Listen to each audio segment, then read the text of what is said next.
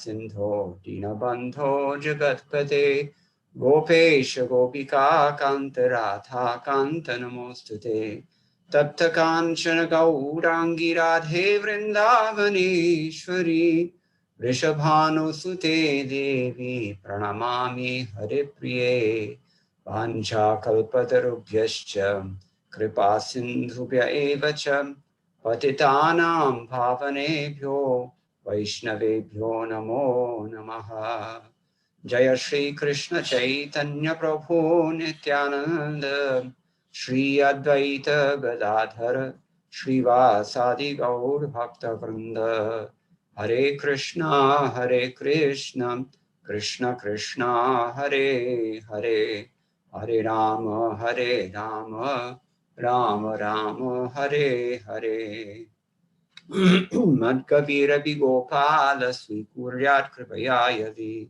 Tadaiva Sambhaya Pitwa Hishayustat Priyajanaha.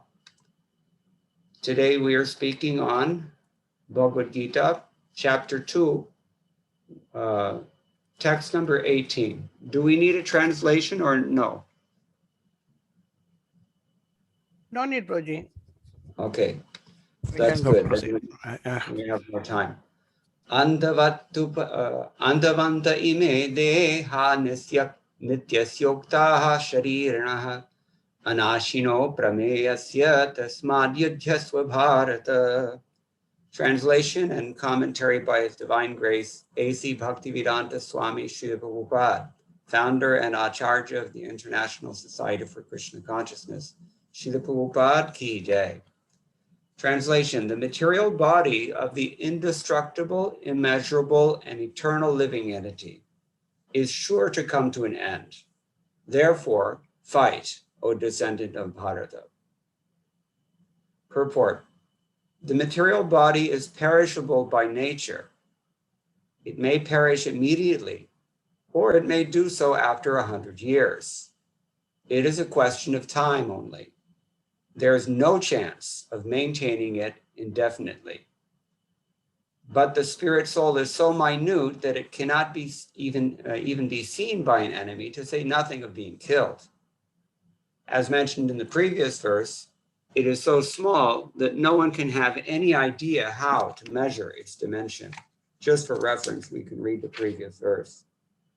Krishna tells Arjuna, Avinashi tu tad vidhi yena sarvamidam tatam vinasham avyayasyasya nakaschit karatum arhati. No, that which pervades the entire body is indestructible. No one is able to destroy the imperishable soul. So Srila Prabhupada says, as mentioned in the previous verse, it is so small that no one can have any idea how to measure its dimension. So, from both viewpoints, there's no cause for lamentation, because the living entity, as he is, cannot be killed, nor can the material body be saved for any length of time or permanently protected. So those two things, the body cannot be saved and the soul cannot be killed. Therefore, there's no reason not to perform your duty. This is the essence of it. Srila Prabhupada continues now. The minute particle or of the whole spirit acquires this material body according to his work, and therefore observance of religious principles should be utilized. In the Vedanta Sutras, the living entity is qualified as light because he is part and parcel of the supreme light. As sunlight maintains the entire universe, so the light of the soul maintains this material body. As soon as the spirit soul is out of this material body, the body begins to decompose. Therefore, it is the spirit soul which maintains this body. The body itself is unimportant.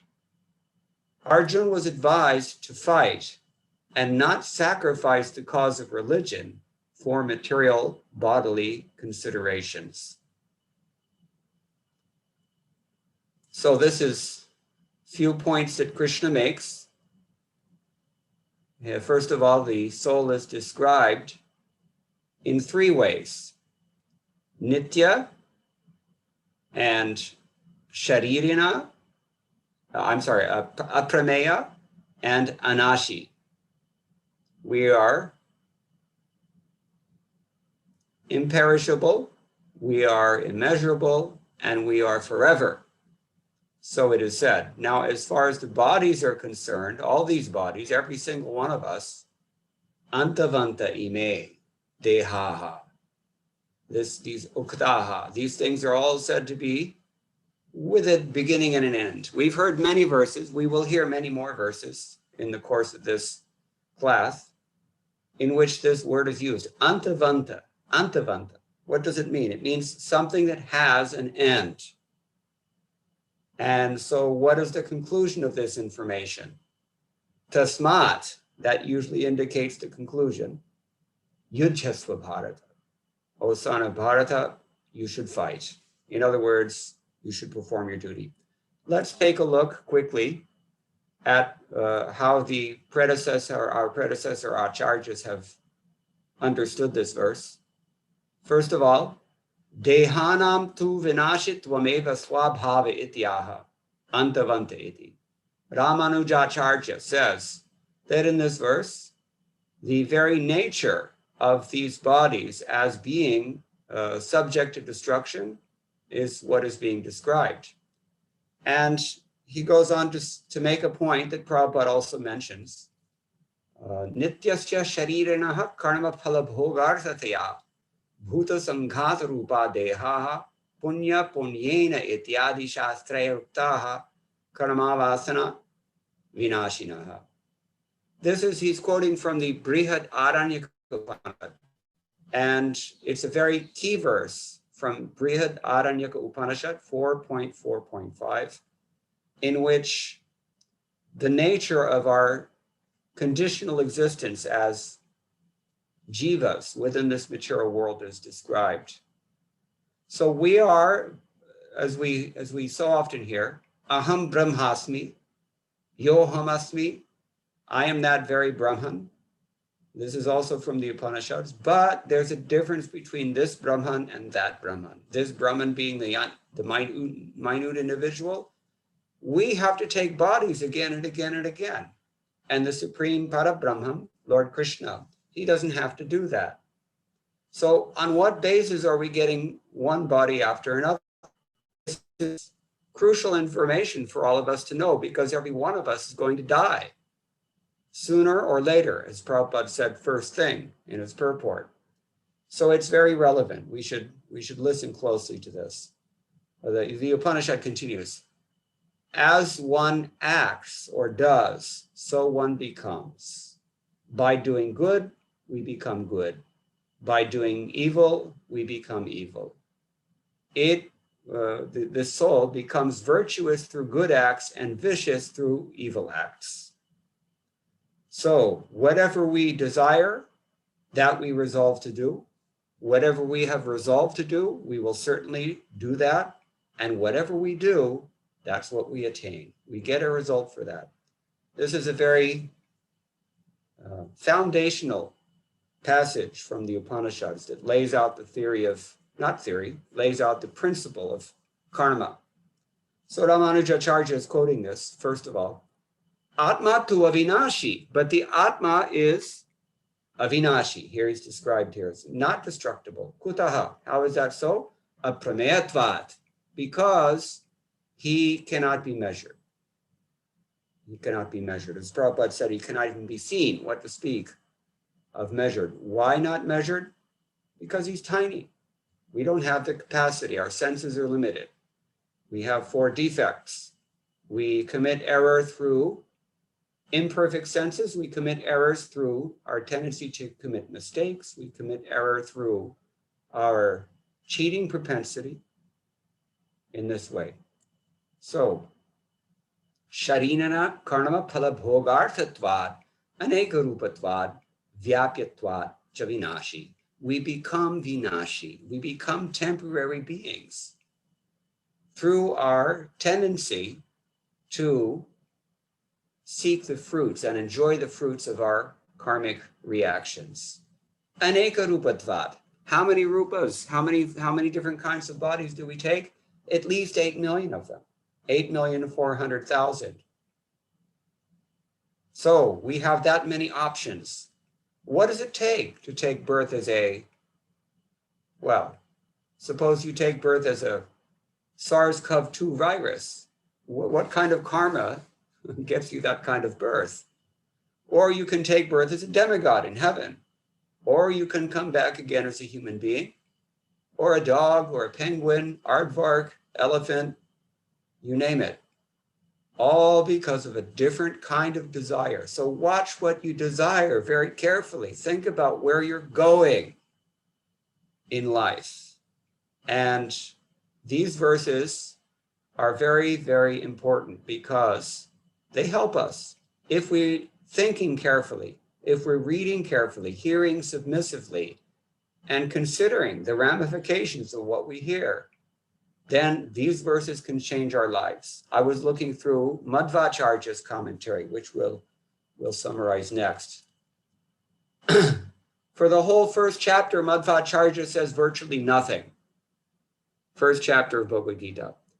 Once we get to the second chapter, then he starts talking, but not until about text number 12. Text number 12 is when Krishna actually starts giving substantial instructions. Never was there a time when I did not exist, nor you, nor all these kings, nor in the future shall any of us cease to be. Many of us know this verse. Natvevaham jatu nasam natvam neme janadhipaha nachaiva nabhavishyamaha sarve vayam ataha param. So according to Madhvacharya, by establishing the Lord's eternality implicitly in that verse, he also implies that we're as eternal as the Lord is. And that's important. Someone may say that somebody will live forever. And Krishna says, no. Antavanta ime. All these bodies, they all have an end. In that case, the person may then propose that, okay, well, when the body is destroyed, then the soul is destroyed along with the body. Therefore, Krishna says, no, again, nityasya, he is eternal, and he's avinashi. And he gives the analogy, if you destroying the body is like destroying the reflection by destroying the mirror. You can kill the body, but you're not going to kill the self. And in the same way, you can smash a mirror and its reflection will also disappear, but that doesn't mean the person who's being reflected is gone. This is the point. Very nice analogy he gives. So in other words, if somebody assumes that the soul is destroyed along with the body, the word nitya counters that idea. So then he says, sharirinaha, the embodied souls. Why does he say this word? Why does he use the word sharirinaha, the one who occupies the body? He says this is to distinguish them from God, because God is not a shariri. He is his body. In this material world, we are not our bodies, but in the spiritual world, everyone, God and all the rest of us, we are our bodies, but only in that world, not in this world. This is the point. So in other words, God doesn't repeatedly accept and abandon material bodies the way that we do. Only his separated reflections do that. This is Madhvacharya philosophy. He doesn't exactly see the souls as being parts and parcels, but he says they're reflections of God, which is, it amounts to the same thing, but he has a slightly different way of seeing it. Then he continues, Krishna, someone may propose that Krishna says the soul is anashi, indestructible, meaning that there are some maybe accidental or occasional or unforeseen destruction. So how is that? No. Because aprameya means he has the same type of form as Krishna has. We've mentioned this already. Just as Krishna has a spiritual body, the self also has a spiritual body. He's not killed when the body is killed. Krishna himself, due to being pure consciousness, chitvat, he says, so the living entity is also like that. And then he quotes a verse that I don't think anyone else knows. I looked it up, cannot find the verse anywhere, but Madhvacharya sometimes does that. Pratipattau vimokshasya nityopadhyā sarupaya chidrupaya yuto jivaha keshava pratibimbakaha iti Bhagavad vachanat. He says this is the Supreme Lord speaking. I don't know where. But the meaning is this, that the living entity is an eternal reflection of Keshava, and he has his own spiritual form, and he has his own innate eternal attributes, even in the liberated state. This is the point. So in other words, Madhvacharya is establishing pure personalism and pure dualism as well. We're separate from the Lord. This is his idea. We will never ever become one with God. Madhvacharya is so opposed to Mayavad philosophy that he's not even ready to admit that we have a qualitative oneness. He says we have a reflection. That is our state, according to him. Okay, now Sridhar Swami has written also his Bhagavad Gita commentary. And according to Sridhar Swami, this verse shows that any nature or swabha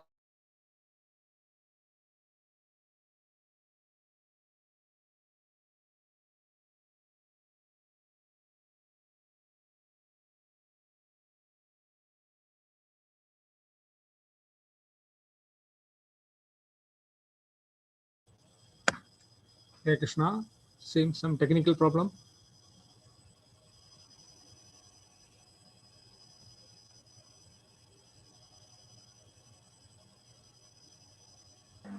Video is post. Yeah.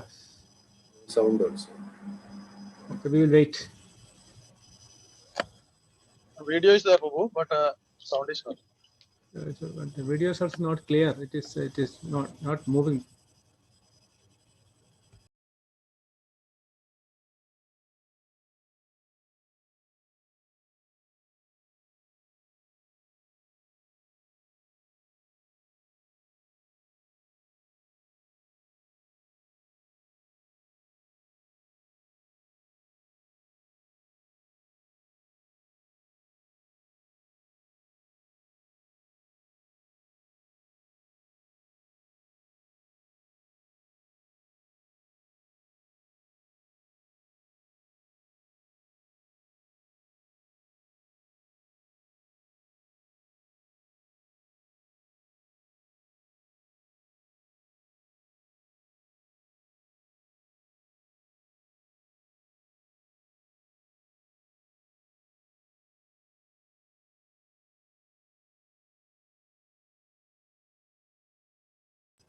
Hare Krishna, Manibhushan Prabhu, were able to contact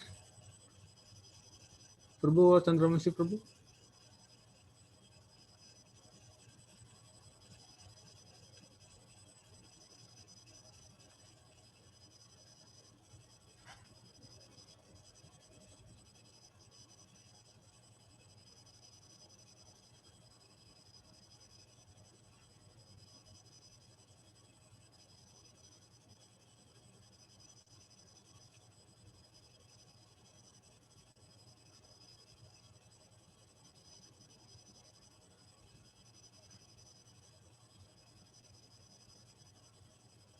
Hare Krishna, am I audible? Yes, Prabhuji. Manibhushan Prabhu, are you able to hear?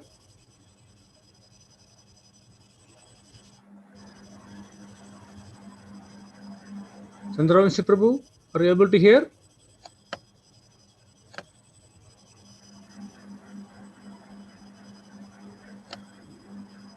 They are unmuted, Prabhuji. No, it's okay. They can mute them. Chandravanshi can Prabhu do. is also not there. It is some technical problem in that area, Vrindavan area. So Chandravanshi Prabhu is also not there. Prabhu is also logging from there now.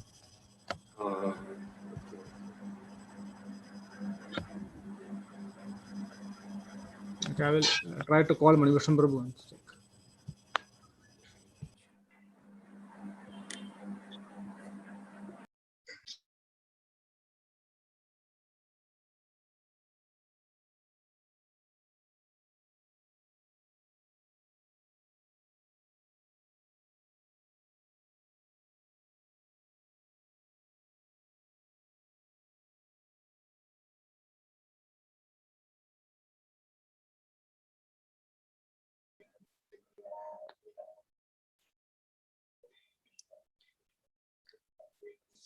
Hare Krishna. Hare Krishna Chandramukhi Prabhu. Prabhuji, yeah, Prabhuji will join now. Sure. Thank you, Prabhu. Thank you very much. Yeah. Hare Krishna devotees, please wait. Prabhuji will join him very soon. Yeah, yes, join. Yes, come.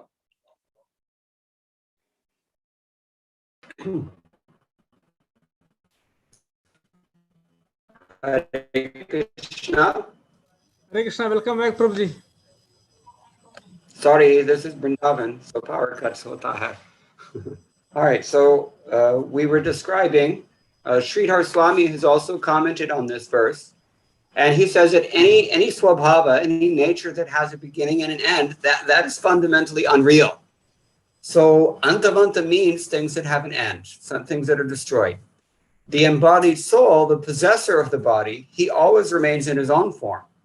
Therefore, these bodies of the Avinashi, indestructible, aprameya, immeasurable, an individual soul, having dualities like happiness and distress as their nature, are described by seers as having an end.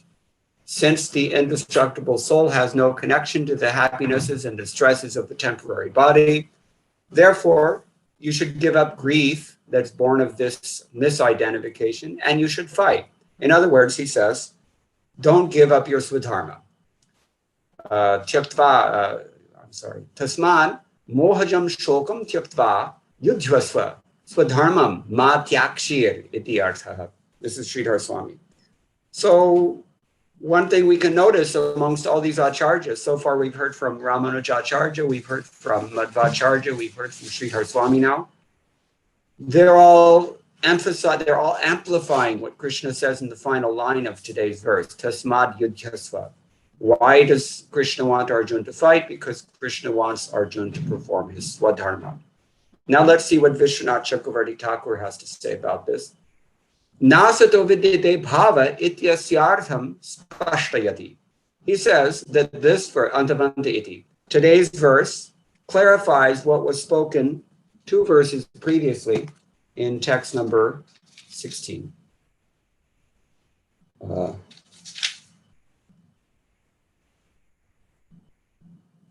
Those who are seers of the truth have concluded of the non-existent there is no endurance, and of the existent there is no cessation. This seers have concluded by studying the nature of both. That's another really foundational text here in chapter 2. It lays the foundation for everything that follows in Bhagavad Gita. If you don't get that verse, you will not understand Bhagavad Gita. Things that are real, they last forever. Things that are not real, they have a beginning and an end. We have to analyze everything in life in terms of this criteria to understand what's really important. What can you take with you at the time of death? Tanani bhumao pashavashtagoshte. Nari grihadvares janasmashane dehaschitayam paraloka marge karmanugo gachati jiva ekaha. Very nice verse from the Niti Shastra says, your money is going to stay in the bank. Your car will stay in its garage. Your wife will stay at home. Your friends will come to the funeral. Your body goes as far as the funeral pyre, chitta. But if you have walked upon the path of karma, my friend, you're going on alone. You cannot take anything with you. Akhira akela jana, Kabir Das ji ne kaha. So, Vishwanath Chakravarti Thakur tells us, the possessor of the body, sharirana, the jiva, is beyond measurement, or in other words, difficult to understand, because he's very, very small. Aprameyasya, this is the idea. Therefore, you should fight. This means that you should not give up your dharma, which is prescribed in Shastra. So he says the same thing. Tasmad yajasveti, Shastra vihitasya swadharmasya tyago anuchita iti bhava. The idea is that giving up whatever Shastra enjoins for you to do, for each of us, it's different what the Shastra enjoins in terms of mundane dharma, at least. Vishwanath Chakravarti Thakur says this should not be given up. It's inappropriate. What about Baladev Vidyabhushan? he says, the bodies of the jiva are said to have a destructible nature, antavanta. Bodies are destructible by nature, whereas the possessor of the body, the jiva or the shariri, is eternal. Because of the very fine nature of the jiva, jivasya sukshmatvat, and because it is the knower and consciousness, the jiva cannot itself be known by material methods. This is a very good point. When someone plays mridanga, everybody knows. Sometimes the neighbors will even complain. You can hear the mridanga, but you cannot catch those sounds in your hand. You cannot see them also. They're not tangible. This is the point. And it is the same with the jiva. The jiva is not tangible. Not because he doesn't have dimensions. This is something that Prabhupada will emphasize in a few moments. We're going to read what he has commented on this verse. But because it's very small, very tiny, and sukshma, very subtle also. Sometimes subtle things are very difficult to perceive for people who are gross.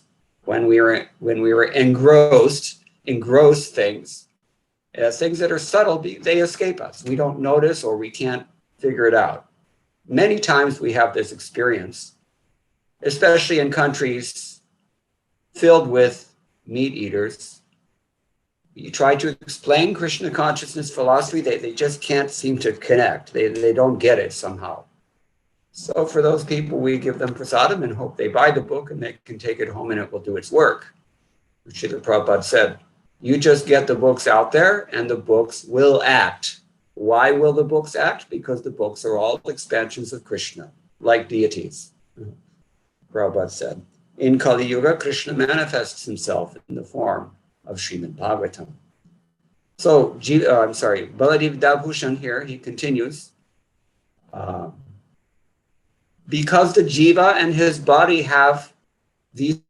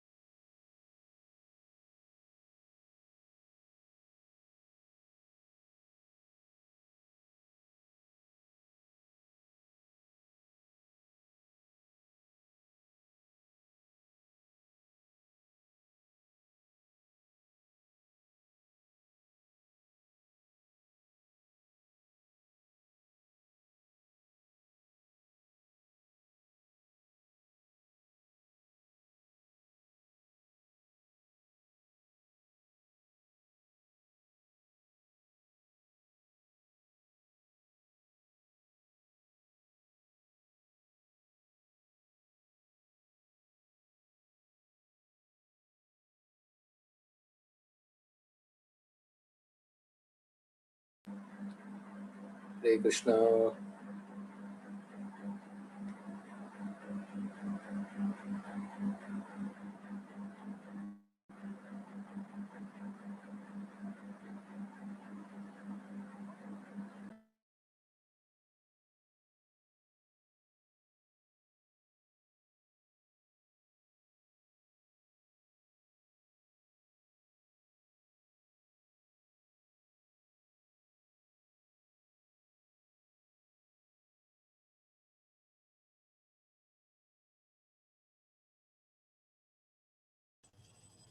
Hare Krishna, Prabhuji and Mataji, please wait.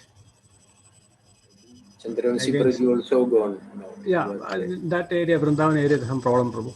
problem maybe. Hare Krishna. We'll wait. They will join very soon. Yes, yes. Thank you very much.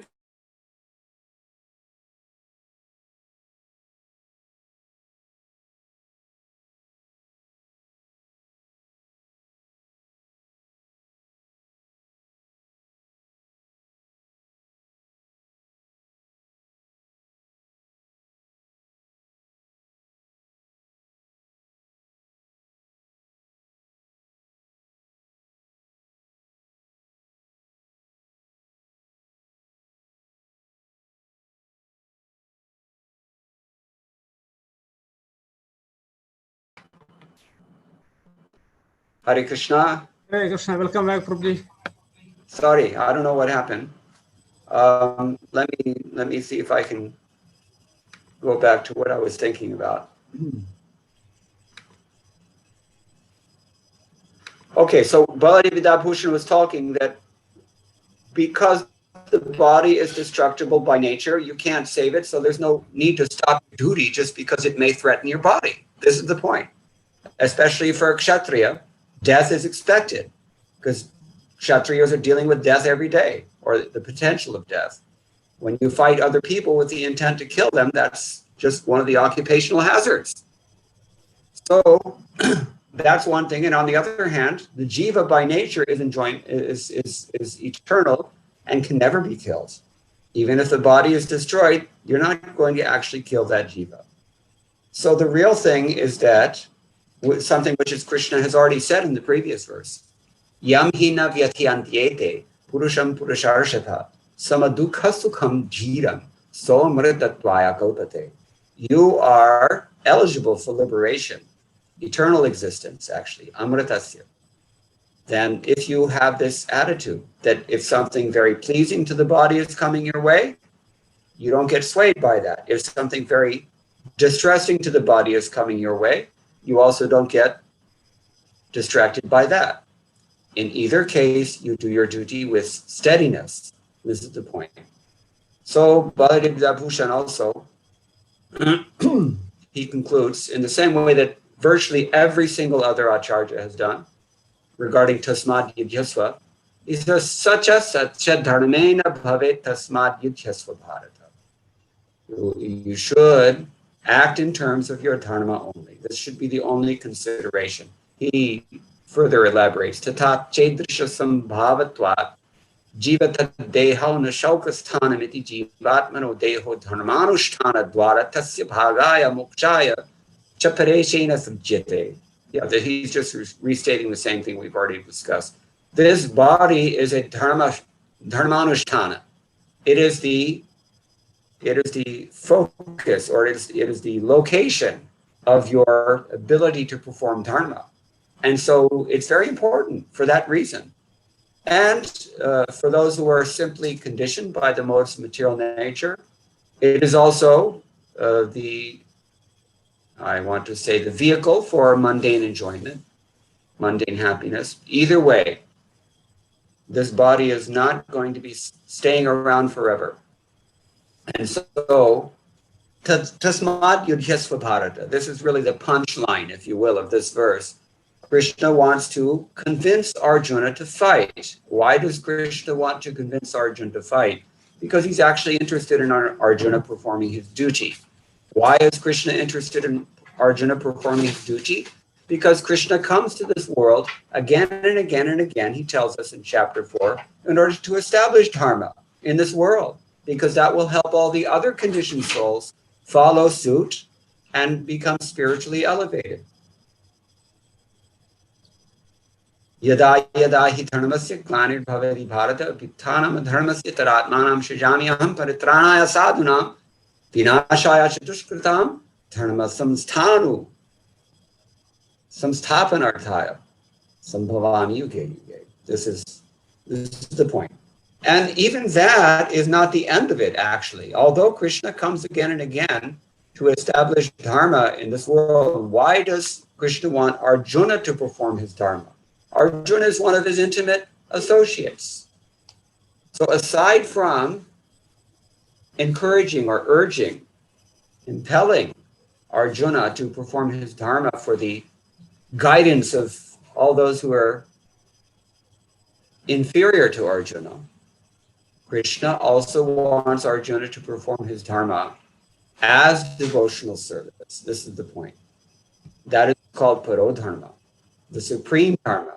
I said earlier, every one of us has our own swadharma, our own individual dharma. The dharma of a housewife is different than the dharma of a warrior, which is different than the dharma of the Shudra, which is different than the dharma of the Pandit. They all have different occupations. But one occupation that we all share, and which is eternal and is the ultimate goal of performing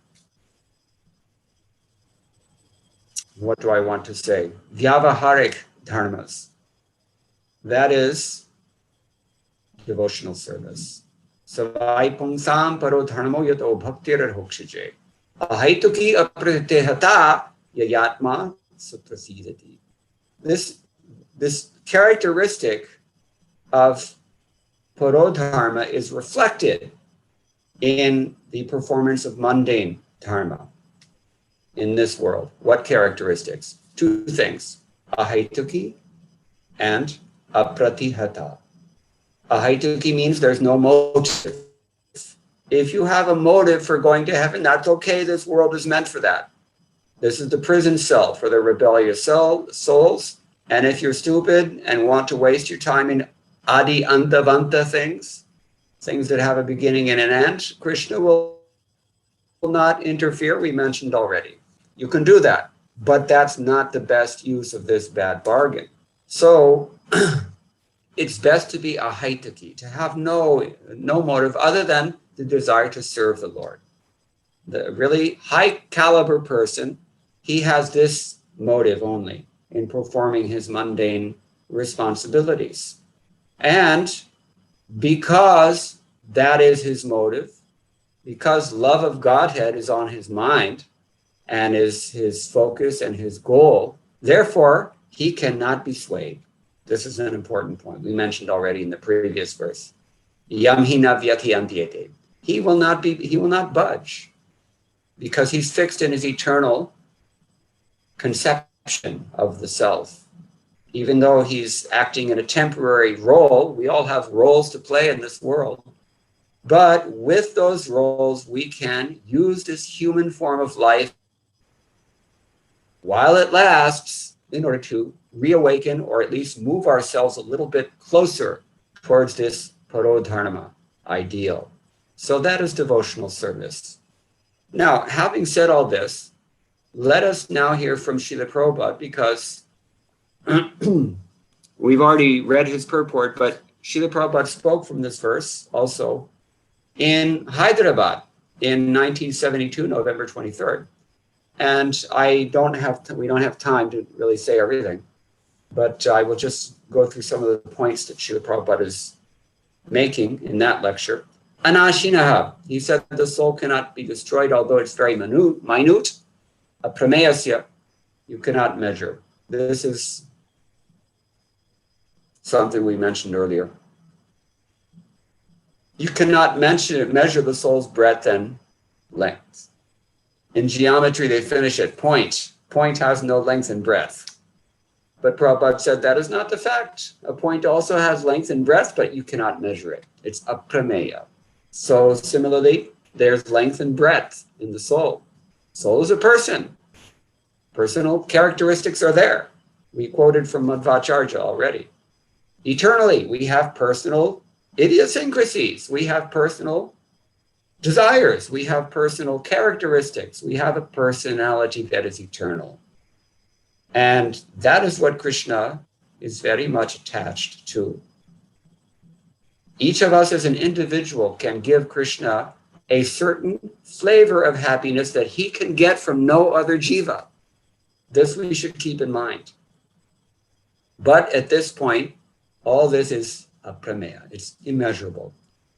And Prabhupada then, he seems to take it in terms of the size, not only the subtlety of the soul, but the size of the soul as well. Keshagra shatabhagasya shatatha kalpitasya cha jivo bhagasya vijnaya sa anantaya kalpate. That's Shvetashvatara Upanishad. The spirit soul is measured to be, well, you divide one tip of your hair into 100 parts and then take one part again and divide that into another 100 parts. That is the portion. That portion is the measurement of the soul. 1/10,000th part of the tip of your hair. So we have no measuring instrument for that. And because we have no measuring instrument, although the soul is there within the body, we cannot find it out. As I said, we're totally absorbed in gross things. How can we perceive such subtle things? It's kind of like if your desktop is cluttered up with all kinds of programs running, then how are you going to find the one that you've double clicked on? You can't see it. It's there.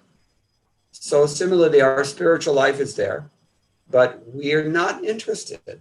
We don't have the eyes to see the soul. We're not even looking for the soul most of the time, to be quite frank. So we have these blunt, imperfect eyes that can't see so many things. So even though something is right in front of you, like your nose, because the eyes are imperfect, you can't see them. So this is one point Prabhupada makes. Then he says, this foolishness is especially increased in the Kali Yuga. Manda bhagyaha. People have no good fortune in the age of Kali. Everybody practically is unfortunate. Nobody has certainty what he's going to eat tomorrow or in the evening. Everywhere. Don't think that it's only India. It's in America. Prabhupada writes, he speaks here, he says, when I went there, I thought everyone is very rich, but there are so many poor men. They're lying on the street. One of them set fire to the Santa Monica Mountains the other day and nearly burnt down the house of one of my godbrothers. They say this fire that just was in California was set by a homeless person. So Prabhupada is noting when he went to America, he found that there are still these loafer class is also there, lying in the street. Street lying population is everywhere, whether in India or in America or England. I've seen, Prabhupada said. He often appeals to pratyaksha pramana in that way. So first class, second class, third class men, they will remain everywhere. However you try to make somebody first class, this division, first, second, third, it will go on. It's nature's arrangement. But in the Kali Yuga, it is disturbed because everything becomes degraded. So the increase is there, noticeable increase of third class persons. They tend to be heads of state nowadays. So therefore, there's practically no yajnik brahmanas who can perform yajnas, no competent brahmanas. Therefore, only performance of sacrifice is Hare Krishna. Yajnai sankirtana prayar yajanti hi sumeta sahab. Srila Prabhupada really emphasized this point in Hyderabad. Anyone who is not interested in a perfect life, he'll be allured by what? Suppose someone is pious, but not devotional. It's possible. Just go to India. And in fact, you can't see it so much in India because Indians are no longer that pious, frankly. Go to Mauritius. If you go to Mauritius, you will find that people are serious about demigod worship, very serious about demigod worship in the country of Mauritius, in the middle of the Indian Ocean. I counted, because my wife is from Mauritius. There are 4 Vishnu temples, as far as we count, in the entire country. And there are hundreds, probably thousands of demigod temples there. So if someone is pious but materialistic, he's allured by demigod worship. But what does he get out of it? Antavant tu padam tesham tad bhavati alpametasaha. So Prabhupada is contrasting. Or as Krishna says elsewhere in Bhagavad Gita, what is that? Adindavanda kaundeya, nateshu Nateshuramate Buddha. The smart persons, they do not waste time with these temporary things. You can worship the demigod, you can perform this or that yajna, and you will get what you want. Zurur, it will be there. But what is the point? You have a human form of life now. Are you taking full advantage of it? How much longer will it last? Do you know? And where are you going? These things we don't think about. But Prabhupada says, those who are intelligent, they give up the upametasa things because they're sumetasa. And being sumetasa, what do? Yajnai sankirtana prayaya yajanti. That's how they worship. Krishna varnam tvisha krishnam sango pangas parshitam yajnai sankirtana prayaya yajanti hi sumetasa. This is from Bhagavatam. Krishna himself in the form of Chaitanya Mahaprabhu is coming and showing us how do you perform yajna in this age. Easy thing anyone can do. You only need a tongue and 2 ears. Even if you have only 1 ear, it still works. Harinama Sankirtana. So this is Krishna Varnam, means Chaitanya Mahaprabhu. And he's chanting Hare Krishna. That is also Krishnam Varnayati. Means he's also chanting. Okay, so this is the emphasis of Prabhupada's lecture on this verse. But he mentions before closing, there is an immense field for introducing this Hare Krishna movement all over the world. That is practical. If you want to know what do I do, you try to spread Krishna consciousness somehow or other, wherever you are and whatever your circumstances may be. It can be done because it's ahaituki, apratihata. It cannot be checked if you really have a strong desire. Krishna will help, but you have to beg. This is the thing. You do have to beg. You have to submit. You have to humbly pray and beg. And then Krishna will help. Now, Krishna, he is in the form of Chaitanya Mahaprabhu. He has entrusted this matter to every Indian. Prabhupada is continuing here. Not only to the Bengalis, just because he appeared in Bengali. He never said for the Bengalis. He said, Bharata Bhumite, Hoila Manushya Janma. Jar Janma Shartha Kori, Koro Parupakar. Whoever has taken birth in Bharatvarsha as a human being, he should, first of all, make his life perfect. Then you can actually do something for others. This is how it works. In Indo-Aryan languages, Janma Sartha Kari Koro Para Upakar. You're not going to be able to do the Para Upakar first. You have to do the Janma Sartha Kari first. So, is Janma Sartha Karna Padega, Tabhi. You can do something for the world. So this is what Prabhupada is saying about this verse. Don't neglect. Take this chanting of Hare Krishna, heart and soul. And anywhere you can spread Krishna consciousness, you can become Krishna conscious. Niyamataha smarane nakalaha. There's no hard and fast rule. As you become constantly in touch with Krishna, that is Krishna consciousness. You become purified. Just like if you put iron rod into the fire, it becomes warm, warmer, warmest, and at last it becomes red hot. When it's red hot, it is fire, practically. It is no more an iron rod. It can do everything fire can do. Similarly, if you keep always in Krishna consciousness, you become Krishnized. That is the process. Then everything becomes purified. Your spiritual life is manifested. And then the length and breadth of the soul will no longer be aprameya. It will become manifest before you. Not only you will understand yourself, but you will also understand Krishna. First, you understand Krishna as his nama, his name. Then you begin to realize he has form. The name and the form are one and the same. Then you say, this form, this name has so many gunas, qualities, and qualities are not possible without activity. So the pastimes are also there. Nama, Rupa, Guna, Lila. All these things will become Swayameva Spurati Adaha. The name will manifest all these things to us when we're sincerely chanting. We just have to give ourselves sincerely, seriously. And when Krishna sees, he's making an effort. She's making an effort now. He becomes so active. He becomes so responsive. He becomes so reciprocating.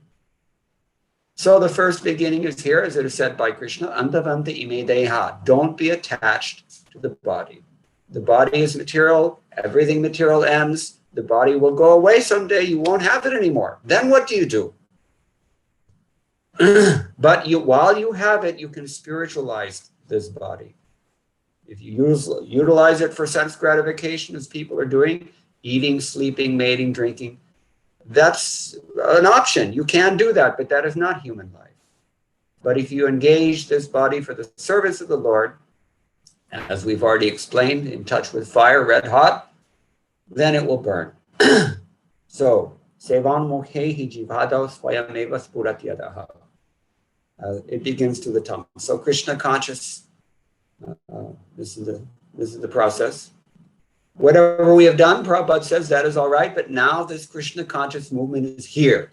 Everyone should take it very seriously and make his life perfect. And he ends with that. All right, so I will also end here, but if anybody has any questions or any comments, we can discuss for a few moments. Hare Krishna. Thank you, Prabhu. We consider ourselves very fortunate to listen from you, the nectar, today, this morning. Also, you are able to release your Sanskrit scholarship also. Of course, above that is Shastric knowledge.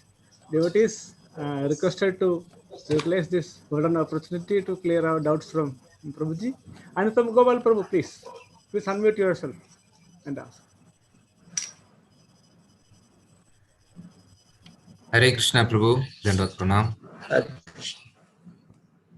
Thank you very much for your wonderful lecture, Prabhu. My question is, we understand that the soul is spiritual in nature and is therefore immeasurable. But at the same time, in Shastras, it says that the size of the soul is 1 by 10,000, the tip of a hair. So how to understand these seemingly contradictory statements? Yes, good question. We mentioned, I believe, one of the acharyas mentioned, maybe it was Ramanuja, two aspects of the soul are being focused on here. One is that it's sukshmatvat, on account of being very subtle. It's hard for us to really assess what is the position of the soul. That's one. And then the minute size, although it does have length and breadth, Prabhupada said, but it's very, very small, so it's beyond our ordinary comprehension. And so that's why if you take a super state-of-the-art, scientifically up-to-date microscope, you actually can see things that are that small. They can see things that are atomic. But you cannot see the soul because it is sukshma, it's very subtle. It is not visible to the mundane eyes. So the size is one thing that makes it aprameya, and the subtlety is another thing that makes it aprameya. This is my understanding from what I've read. Is that satisfactory? Thank you, Prabhu. Thank you very much. Hare Krishna. Another aspect that we can add to that is that I kind of mentioned already in passing that because our attention is actually elsewhere, we're not really too concerned about the soul. Therefore, also we miss it. We simply don't give it enough thought. So that's the third aspect we can consider. Experiential. Okay. Thank you, Prabhu. Hare Krishna. Anything else? I don't know how much time we have. You'll have to let me know. We have time, Prabhu. It's up to you, Prabhu. Devotees can wait here, no problem. Agar prashna ho jai. Yes, devotees are requested to ask your questions, if any. Prabhu is asking prashna ho jaye. Sirsa Mataji, please unmute yourself.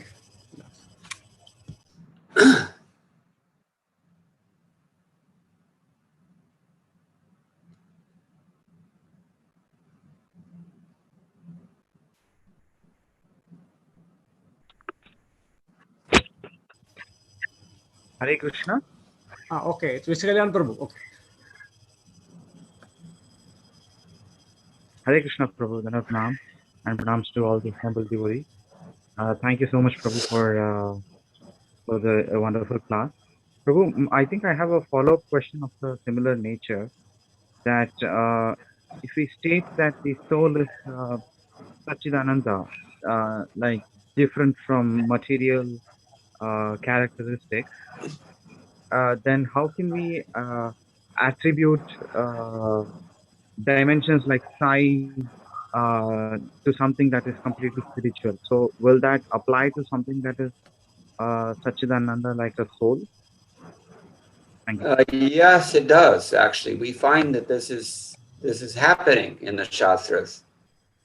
For example, we find even that what to speak of the individual soul, we find that the Paramatma, Srila Prabhupada says in one second canto purport, if I'm not mistaken, that the Paramatma is the size of the thumb, at least in the human heart. So the Lord seems to have dimensions in that way. And it's nowhere has it been proscribed to attribute size to the soul. Several of these acharyas that we've read already, they're doing just that. Whether it's 1/10,000th of a hair or the size of a thumb, or as Bhaktisiddhanta Saraswati Thakur writes in his Brahma Samhita, Lord Krishna in Goloka Vrindavan is medium size. What does that mean in a spiritual world? Oh, we don't know, because it's essentially, here's the thing. We get in Mahabharata, and I think it's also quoted elsewhere, in maybe Skanda Purana, if I'm not mistaken. Achintya khalu ye bhavanatan starkena yojayet. We should not try to force mundane logic into things that are far beyond it. This is the point. It generally just doesn't work. It's like we say in English, trying to put a square peg into a round hole. You can put a round peg into a square hole if the round peg is small enough, but you cannot put a square peg into a round hole if they're the same size. So it's kind of like spirituality and the spiritual dimension in general, including the spiritual body, that are not conceivable to the mundane mind or even to the mundane logic. And that doesn't mean that doesn't place any limitation on those spiritual phenomena. Rather, it places limitation on the process of mundane logic. The problem is not spirituality, the problem, or the spiritual body. The problem is mundane logic. Mundane logic falls short. This is the point. It is insufficient. You have to have the system requirements to run certain software. And it's not going to work if you don't have those system requirements. This is the point.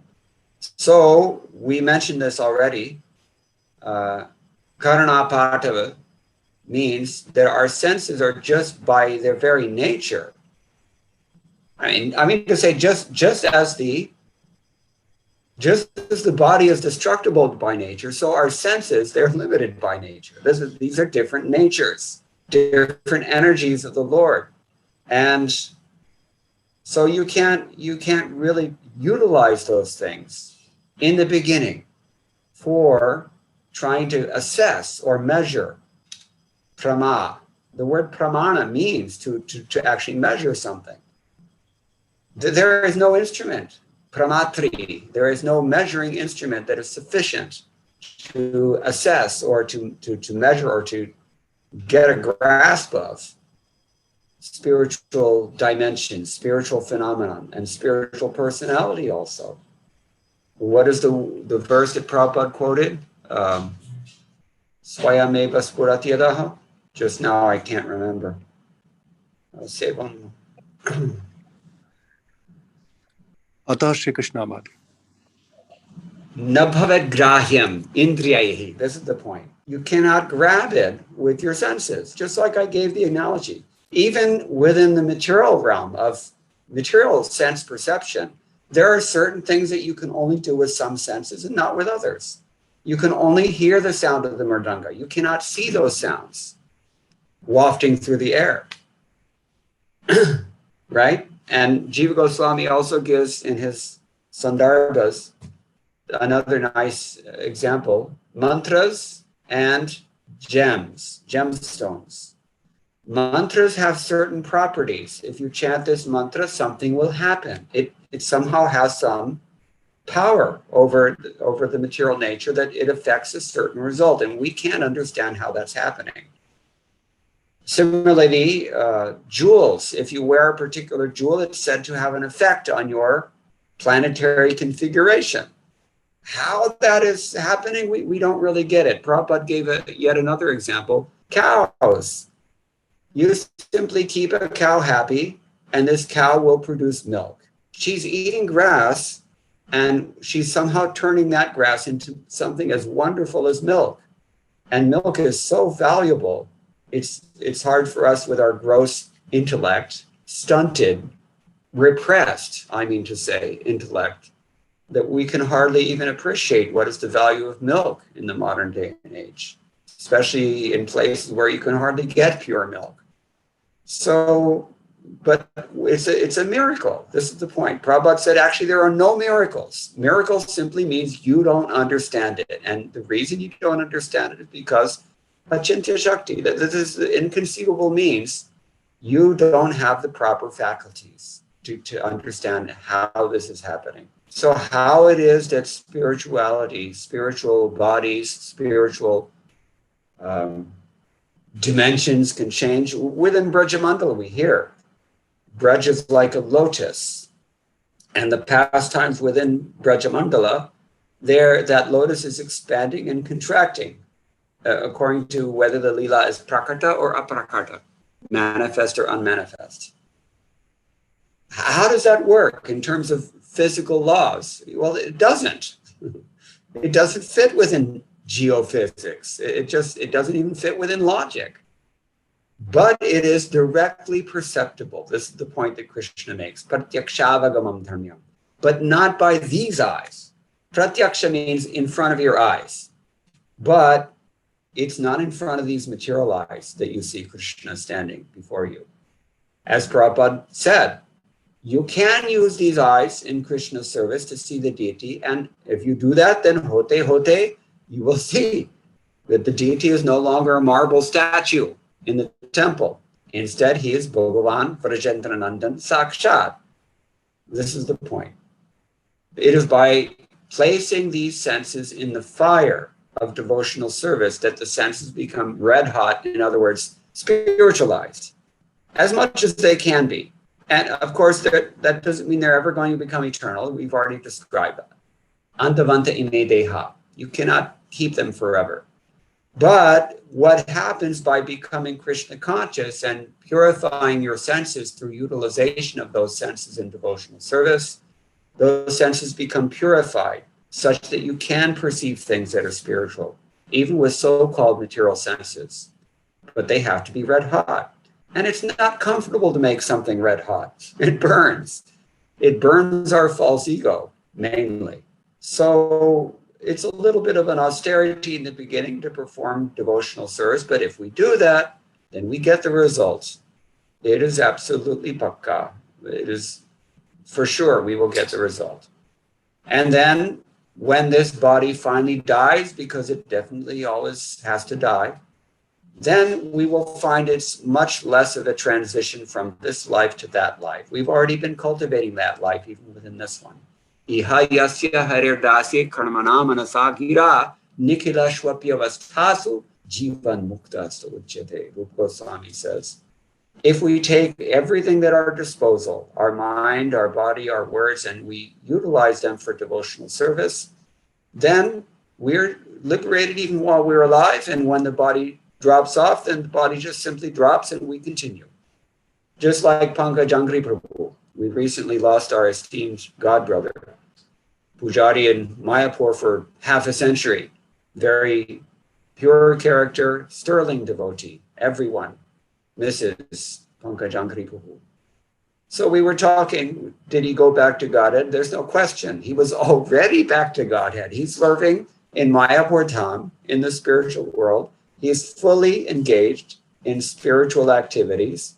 Brahmarpanam brahmahavir brahmaknau brahmanahutam brahmaivatina gantavyam brahma karma samadhina. He was already in his spiritual existence. And then it's just a question of formality that the material body drops off, and then he continues in his Siddhadeha. He's still there, I'm sure, still worshiping the Lord in Mayapur Dham. So this is what we have to do. We have simply to engage our senses in the service of the Lord, and then swayameva spurati. He himself will reveal himself to us once he's satisfied with our service. Therefore, I said we have to beg. We have to actually be humble. And that's the part that hurts. Or as I said before, that's the part that burns. That is the red hot part. We don't like that. We're here to evade God, to exploit his things, and escape his authority. And as long as we have that demoniac attitude, then we'll always remain mythology and we'll always have doubts and questions. But if we just dive in wholeheartedly, Vaigunyakitakalekaha Paishunya Vranapiritaha Dhainyarnavenamagnoham Chaitanyam Vaidyamashraye.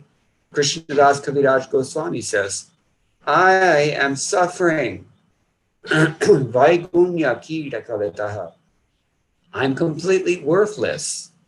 And I'm infected with so many maggots. And Paishunya Varnapiritaha, because of envy, I'm suffering boils and other sinful reactions.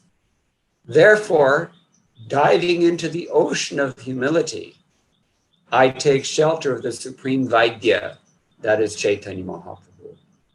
Now, this attitude we have to cultivate. If we do this, and if we engage our senses seriously, we have to make a serious effort. Then the senses become purified. And then we realize, oh my God, everything that's in the Srimad is all true. We see it. Pratyakshavagamam dharmyam. This is Krishna's promise in chapter 9 of Bhagavad Gita. Directly, we experience it. Once a reporter asked Srila Prabhupada, how do you know what to write in your books? I mean, where do you get all this from? And Prabhupada very nonchalantly answered this reporter, complete non-devotee, mundane reporter. Prabhupada said, Krishna tells me. So I think it was Rameshwar was with Srila Prabhupada. So he was trying to think how to present this in such a way that this reporter will be able to process it. What Prabhupada just dropped a bomb on him. So he's immediately, Rameshwar interjects with some explanation about how Paramatma, and if one is pure in his intention, then the intelligence becomes refined, and then adi, adi, adi. And Prabhupada cut him off. Prabhupada said, no, Krishna's standing right next to me, and Krishna tells me. Even in front of a complete non-devotee reporter, Prabhupada was bold enough to make this claim. Because it's an important claim to make. People should know that this process really works, but you have to follow it. And Prabhupada did follow it. And that's why we all surrendered unto his lotus feet. What do we know about these things? We're not even born in Bharatavarsha. This is nothing about our culture, nothing about in our background that would predispose us to take shelter of a pure devotee. But we saw this person is real. And he's completely not of this world. The first time I saw Srila Prabhupada, that was instantly clear to me, instantly. Just on sight, I could understand this person is not coming from this dimension. There is nobody like this. That was my experience, subjective, but too many devotees I've heard say the same thing. Srila Prabhupada was in this category of, what is the word? Alaukika, you could say. From transcendent. All right, so anyway, I hope that answers your question to some degree. Hare Krishna, Prabhuji. Thank you very much for the wonderful class today. Prabhuji, I wish to request one explanation how to do our sadhana on today's Sita Thakurani's appearance day. Sita Devi. Very auspicious day. Well, the Lord comes every time, as we mentioned already. Sambhavami Yuge Yuge, and he brings with him his eternal pleasure potency. Actually, we see, what is Rama doing when Ram comes to this world? Whenever Ram is without Sita, what is he doing? He's killing. Whenever Ram is with Sita, he's smiling. Whenever Sita is not there, Ram is killing demons. So we want to approach the Lord with his pleasure potency. Sita Devi or Lakshmi Rani, or especially Srimati Radharani, In Vrindavan, everybody worships Srimati Radharani, that nobody trusts Krishna in Vrindavan. Because Krishna can do anything. He has no rules. Maryada Purushottam, if you want God to follow the rules, then that worship Sitaram. But, or if you want peace, one Braj saint said, then worship Lakshmi Narayana, you'll get peace. But if you want bliss, then you worship Radha Krishna. The implication is that in Vrindavan you will get bliss, but you will not be peaceful. Nobody in Vrindavan is peaceful. And nobody knows what's coming next because Krishna is totally unpredictable. And he can be harsh. Rupa Goswami says in his Padyavali that even somebody very ardently worships Krishna in all sincerity with pure devotion, but Krishna sometimes doesn't fulfill his ishta, his chaha. But if you take shelter of Vrajadevi, then without any question of whether you've done any bhajan or not, you will get love of Krishna. You will get bhakti by Vrajadevi's grace. And this Vrajadevi is just a small, you can say, adjunct expansion of Srimati Radharani. Madhvacharya, he has said, Srishti Sthiti Pralaya Sargam Mahavibhute Vritti Prakashani Amavrita Bandha Mokshaha Yasya Apangalava Matrata Urjita Sa Shrir Yat Kataksha Balavati Ajitum Natosmi. I offer my respectful obeisances unto the unconquerable Supreme Lord, the unconquered Lord, Vishnu, Ajita, by the mere glance of whose personal pleasure potency, Sri Lakshmi Devi, this Srishti comes about, Sthiti is maintained, Srishti, Sthiti, Pralaya happens, destruction goes on, Sarga, secondary creation, Mahavibhuti, the great wonders of this cosmic manifestation, every cosmic manifestation. Vritti, all of your occupational engagements and prescribed duties. Prakasha, your enlightenment. Vritti Prakasha, Niyama, your discipline, self-control. Bandha, moksha, your bondage, your liberation, all of it is affected simply by the sidelong glance of this Srimati Radha, Srimati Lakshmi Devi. That is her power. Durga Devi is also her insignificant expansion. But this Lakshmi, she cannot conquer the Supreme Lord because he's Ajita. But who is conquered by? Who is Krishna conquered by? Srimati Radharani alone. Only. In Bilvavan, across the river from Vrindavan, Lakshmi Devi was executing tapasya for a long, long time in order to get into the Ras Leela. She was not able to do it because it just wasn't for her. She has a different position. So she herself is Jita. She is conquered by whom? Jaya Shri. Name for Srimati Radharani, Krishnadas Kaviraj Goswami says in his commentary on Krishna Karanamrita, first verse, Jaya Shri. He says this means the form of Lakshmi who can conquer Krishna, and that is Srimati Radharani.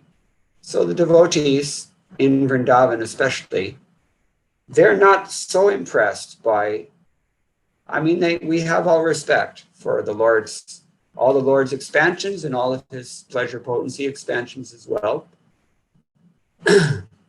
Sita Devi is there, Rukmini Rani is there, Lakshmi Devi is there, Bhudevi is there. When he comes as Varaha, she comes as Bhumi.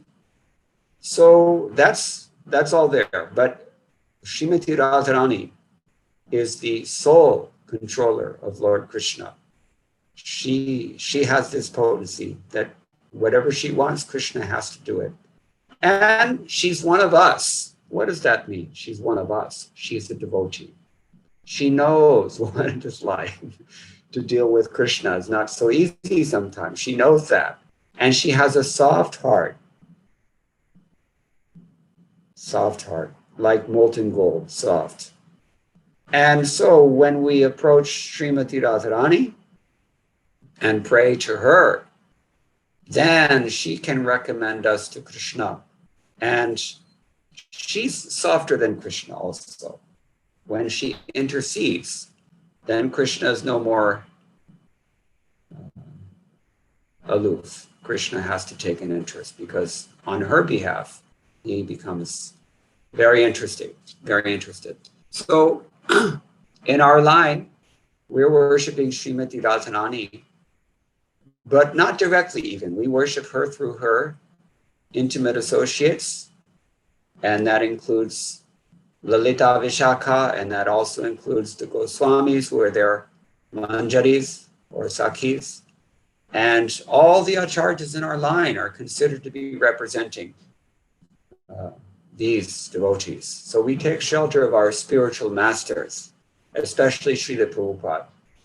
And then it's automatically, if we can please Srila Prabhupada, somehow or other, please Srila Prabhupada, by doing what he's asked for, then we can get the mercy of Srimati Radharani, who is the Supreme Lord, supreme form of Lakshmi, supreme form of Sita, supreme form of Bhudevi, supreme form of all the Lord's consorts. You're asking me the question. This is the answer that I have for you today on Thank you, Bhaji. Sita's. Thank you very much. Thank you very much, Bhaji. I hope it's sufficient. Yeah. Sudarshan Prabhu, you can proceed. Okay, so anything else? Devotees, any more questions to be cleared? Okay. I think, Prabhu, no more questions. So it is our time to express our gratitude to you. So for that, I request devotees who can switch on the videos. And I request Asimanta Prabhu to do the vote of thanks. Hare Krishna, Asimanta Prabhu. Can you hear? Hare Krishna, Dandat Pranam. Those who can switch on video, please switch on for a Hare while. Krishna. Hare Krishna, Dandat Pranam. Prabhuji, so thank you for your wonderful class and explanation about this shloka from different perspective of different acharyas, Ramanujacharya, Madhvacharyas, Sridhar Swami, and Vishwanath Thakur and Baladeva Vidyabhushan. And thank you, Prabhuji, for nicely you are enlightened with this shloka of this. Also, you have given us your this precious time, given your association to us, and thank you for your wonderful class also today. And we thank you for this wonderful association today. We'll chant 3 times Hare Krishna Mantra. Hare Krishna, Hare Krishna, Krishna Krishna, Hare Hare Hare Rama, Rama, Hare Rama, Rama, Rama, Hare, Rama Hare. Rama, Hare Hare Krishna, Hare Hare. Krishna, Krishna Krishna, Hare, Hare. Hare Rama, Hare Rama, Rama, Rama, Hare, Hare. Hare Krishna, Krishna Krishna, Hare, Hare. Hare Rama, Hare Rama, Rama, Rama, Hare, Hare. Jai, all glories to Srila Prabhupada. Thank Srila To Vaishnava Prabhupada. Pranam. Thank you. Vancha kalpatarubhyascha kripasindhubhya cha patitanam pavanebhyo vaishnavebhyo namo namaha. Nanta Kodi Vaishnava Vrinda ki jai. Srila Prabhupada ki jai. Srimad Bhagavad Gita ki jai. His Grace Mukunda Datta Prabhu ki jai. Jai Gaur Premanande. Gaur Bhakta Vrinda ki jai. Hare Krishna. Thank you very much, all devotees, and thank you very much, Chandramamshi Prabhuji, for getting connected with Prabhuji. All glories to the assembled devotees. Thank you. Hare Krishna. Thank you very much. And I hope everybody knows that our Tapan Mishra Prabhuji's daughter and Mataji is affected with corona, and Prabhuji is very busy with taking care about them. So we have to pray to Lord Krishna to get over from the corona affections and keep them safe. Also, other devotees who are suffering with corona, all together, we will chant 3 times Hare Krishna Mahamantra. for their speedy recovery. Hare Krishna, Hare Krishna, Krishna Krishna, Hare Hare, Hare Rama, Rama Rama, Hare Hare. Hare Krishna, Krishna Krishna, Hare Hare, Hare Rama, Rama Hare Hare. Hare Krishna, Krishna Krishna, Hare Hare, Hare Rama, Rama Hare. And Sunday will be Ekadashi. Everybody can fast on that day. And the day after, that is 25th, it will be Narsimha Chaturdashi. We'll have a special program in the evening. We'll planning for Abhishekam also, and followed by class by His Grace Mukunda Datta Prabhuji. So please join for both the functions. Hare Krishna. And today evening we will have a Chaitanya Charitamrita class by His Grace Sanatana Dharma Prabhuji from Pune. So don't miss that. It is very fluent speaker. So please join it at 6 p.m. And tomorrow morning there will be Bhagavatam class again. Hare Krishna. Thank you. We will continue with our morning program. Now we will proceed with Guru Arati. Hare Krishna. Yes. Sadan Shyam Prabhu. Today Friday, no, Prabhuji. Saturday, no, Chaitanya Charitamrita. No. Today is Friday. Chaitanya Charitamrita. Tomorrow Bhagavatam 10th Bhagavatam. Saturday 6:30 Bhagavatam. Friday 6 o'clock Chaitanya Charitamrita. Yes, sir.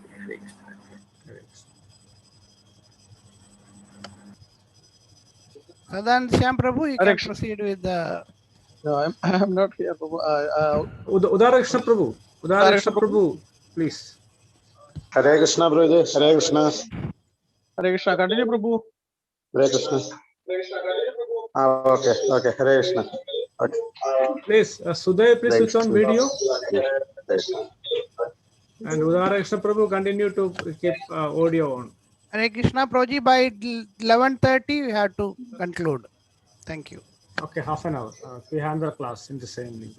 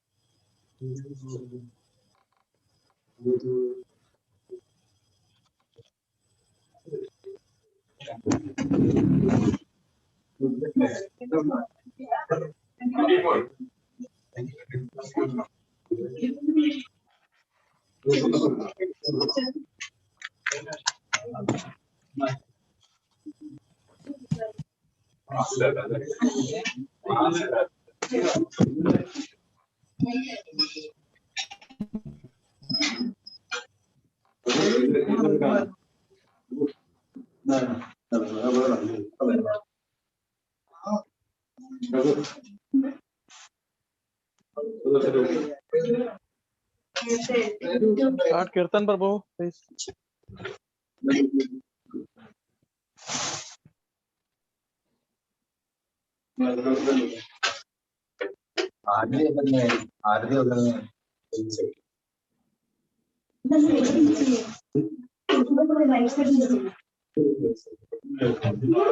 इधर आई थी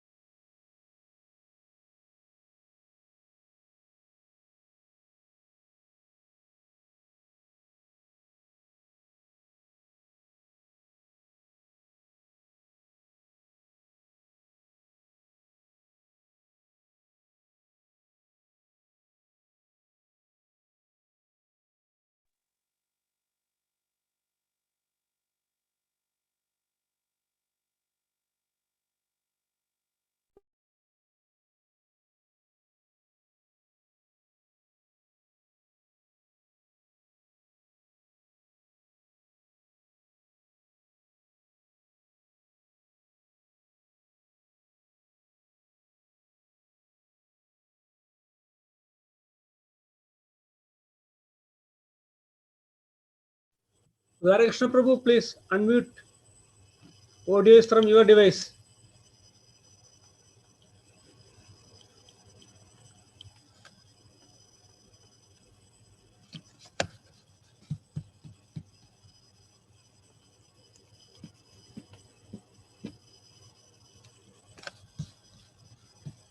Hare Krishna Shibu Prabhu, please unmute Hare Krishna Prabhu's device.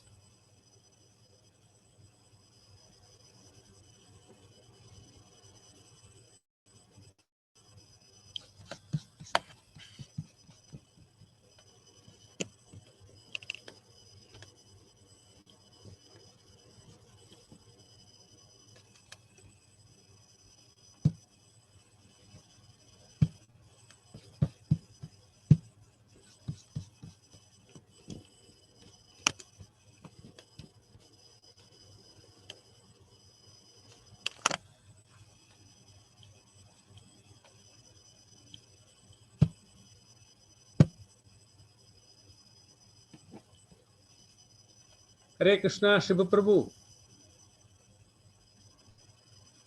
Suresh Kumar Prabhu, can you hear? We need a device for audio. We are using Hare Krishna Prabhu's phone.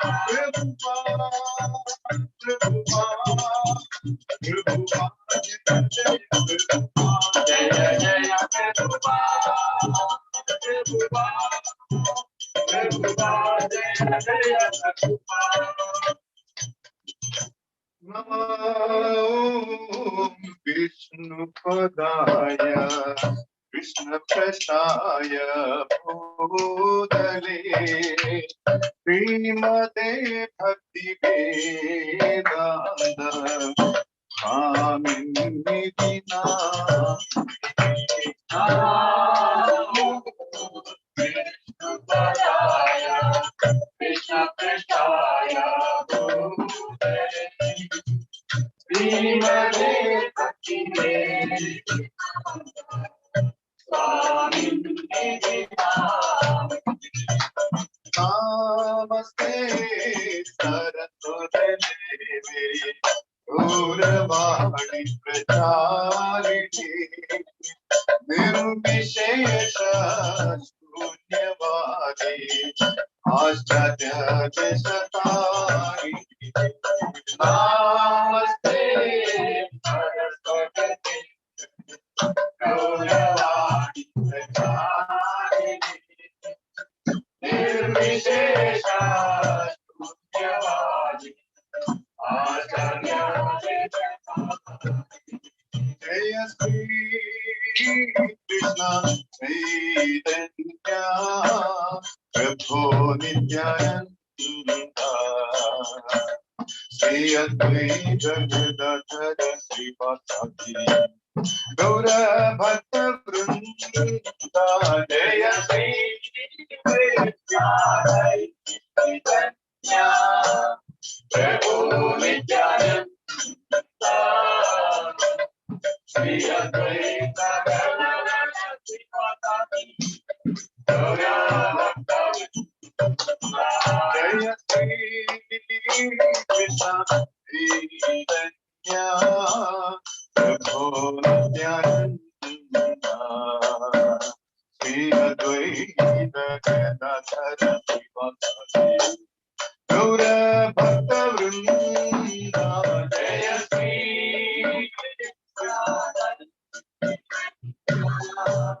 Prabhu Nityananda Shri Advaita Gadadhara Srivasadi Gaura Bhakta Jaya Sri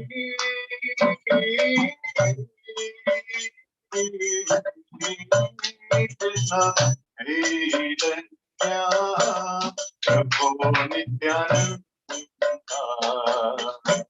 Shri Advaita Gadadhara Srivasadi Gaura Bhakta Vrinda Jaya Sri Krishna Chaitanya Prabhu Nityananda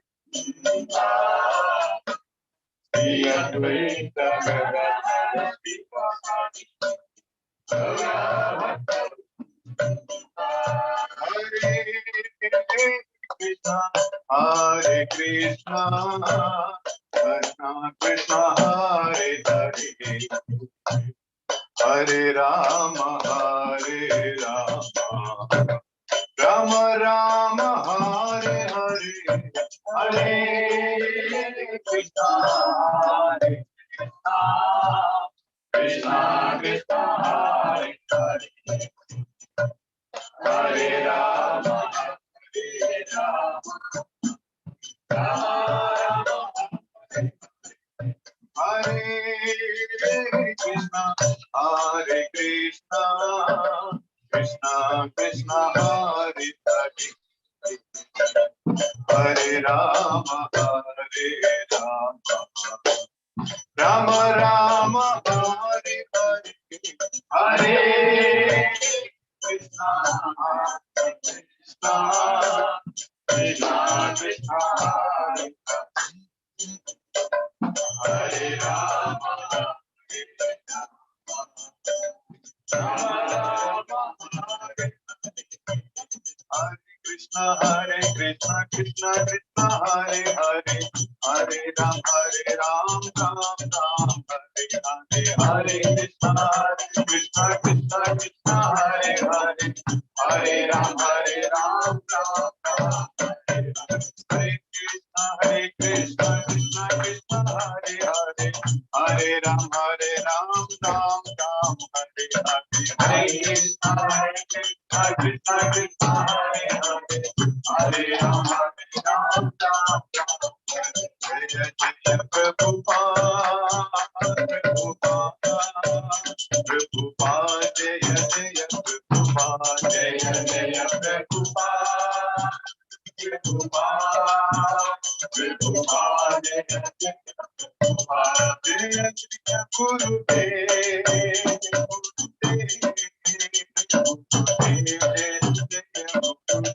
Jaya Jaya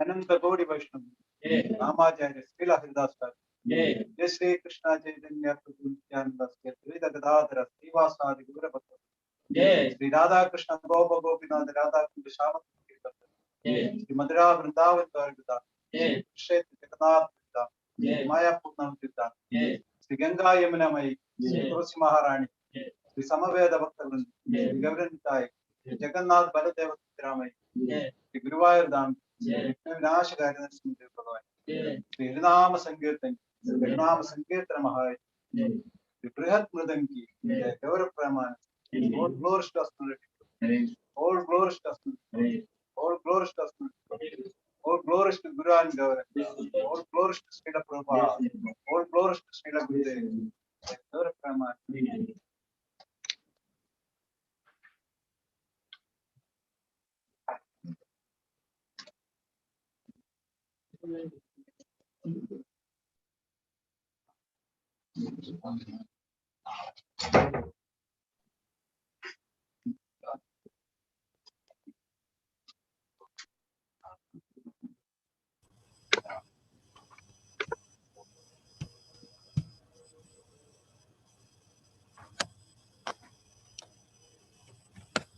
Shastakam start here, Prabhu.